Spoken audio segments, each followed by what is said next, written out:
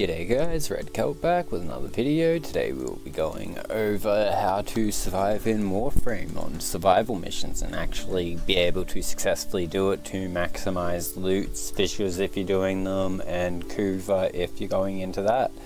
So don't forget to like, comment, subscribe, and I will be also streaming every Monday 8:30 or 9ish start, depending on how I'm feeling, Australian Eastern Standard Time, so come check me out there. I'm usually on for about 2 hours each Monday, so if you have any questions or just want to come catch a stream, you're more than welcome, and I'd love to see you there. Now you might be asking yourself, why would I want to do survival? If you're either new to the game or you've been so far separated with end game content that you've kind of forgotten about the original starting part of the game, the original spawns part of the Stunt Run Wraith for its original release event back within the first year of the game releasing.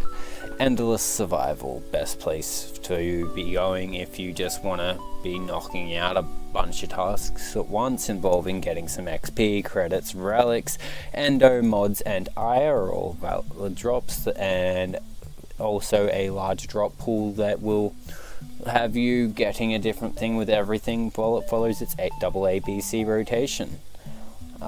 Another reason to be doing it is just it's a good way to jump in with some of your friends who have less experience in the game so they can get a feel for it while you can still be helping them without doing all the work.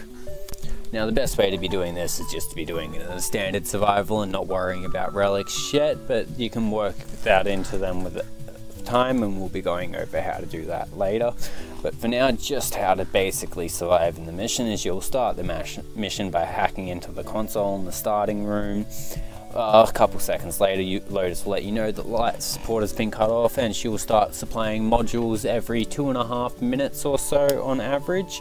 Each one of these will give 30% extra life support. The idea is to keep your life support from reaching 0. Optimally, you will keep it above 50%, but it is preferable to keep it at a higher than 50. Enemies will also drop personal life support measures occasionally on kills, and they will recharge you 3% and be able to be picked up by your sentinel or pet instead of having to activate them. The reward pools drop after every 5 minutes, and as mentioned, that goes in an A, B, C rotation. So 5 minutes gives you A, 10 minutes gives you A, 15 gives you B, and 20 gives you C. Now the idea of how you're going to want to do this is you're going to want to kind of find a wide open room. You and your team take a door or two each, depending on how many doors are in the room, and just let the enemies funnel into you. By staying in a largest room, you'll have the enemies spawning in all the rooms around you and being able to funnel in instead of them spawning all over the place, allowing you to get better spawn rates, better kill rates, better XP, and by sticking together you'll be able to trigger the bonus affinity. This also rolls into practice for when you're doing the other mission types, which we will be going over now.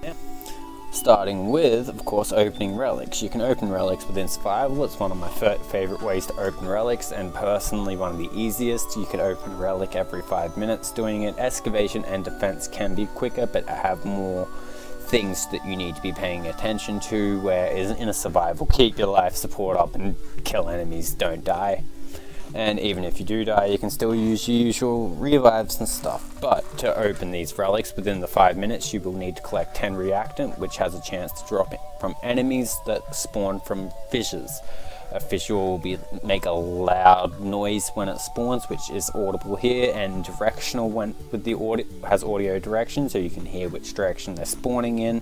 And then one of those enemies will drop 1. Once you get 10, you will get a buff to either your melee, secondary, primary, or Warframe for a certain duration as a bonus for opening the relic.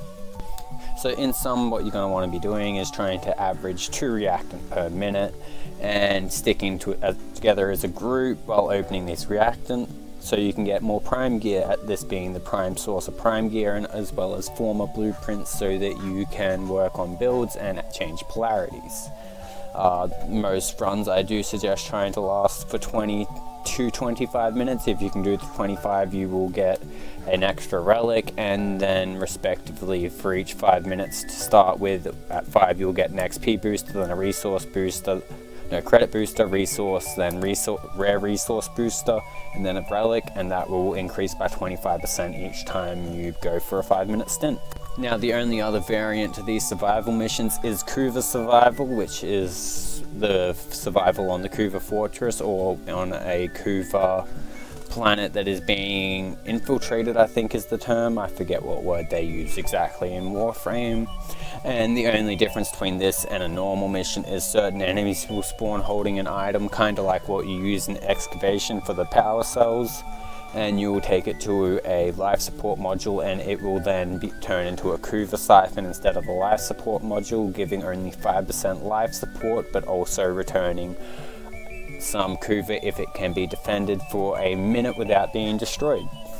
Now, that's about all you need to know about how to survive in Warframe and get these survival missions done. I hope you all were able to get it done, get some missions, get some rare loot, and open some relics for yourselves.